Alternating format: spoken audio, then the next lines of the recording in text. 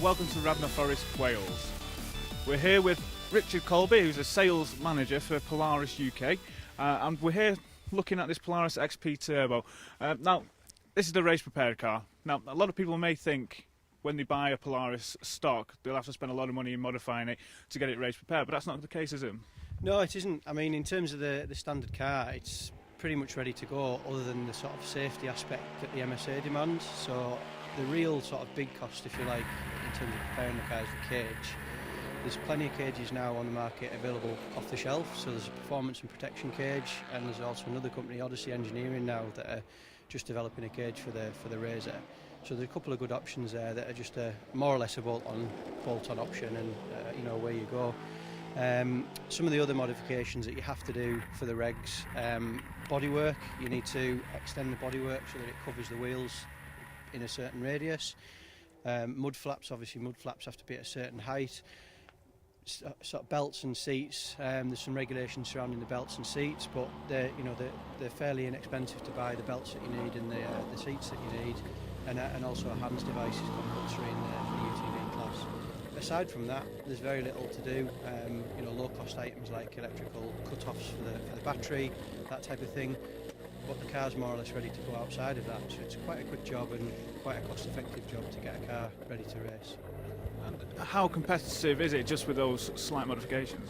Well, even in its standard form, the car's pretty competitive. I mean, it's not just myself. There's other brands of UTV that are competing as well. But from a Polaris perspective, the last round in 2016, we were second overall, first in class, which was the highest finish for any UTV so far.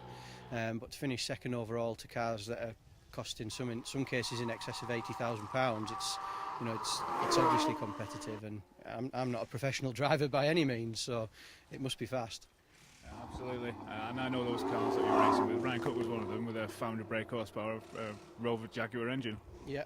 I mean, there's plenty of cars out there with a lot more power than us, but power to weight ratio, the Polaris Razor really is sort of up there with the bigger cars.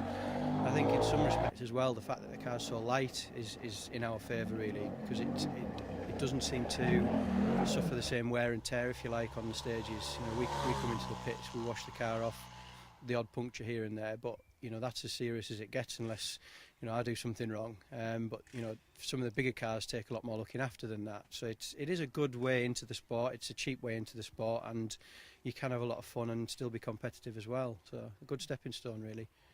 We're here at Radnor Forest. This is the second round of the British Cross Country Championship. The first round was at Pikes Peak, and what a battle it was between you and the Can-Ams. Oh, it was fantastic. Yeah, it was. Run times were within seconds of each other all day, really. And again, I know Adam's running the Can-Am fairly standard. We're running this fairly standard in that respect. So it was good to go head to head and be as close as we were, really. I think on the second day, up until the second to last run, we were leading class. Unfortunately, I made a bit of a mistake and put the car on its side, so that dropped us to second in class, but still a good result, and yeah, it's set us up well for the rest of the championship, really. And at the end of day one here, you're leading class as well? Yeah, we are leading class. Unfortunately, Adam with the Can-Am hasn't made it, and the Yamaha that was in the championship class for UTV hasn't made it either, so there's only really us competing with ourselves, so we're looking for an overall result and obviously hopefully just a finish to pick up the points for the class win, really. The end of day one here at the second round, currently lying in the top 10, so it's fantastic. Yeah, it's a good result so far. I mean, at the moment we're driving very conservatively because, as you know, there's only us in the class at the moment, so we just want to take the points for the class win, but to get a top 10 overall finish as well, driving conservatively would be a great result. Finally, anybody looking to get into this sport with a UTV or just want any information, where would they go to? The best place to start really is Polaris Racing UK on Facebook. That's the official Polaris factory page for the racing. If they go on there, there's opportunity to ask questions. Generally, they come directly to me anyway, so that's probably the best place to start. And then we can offer advice and point them in the right direction for other parts for the machines as well.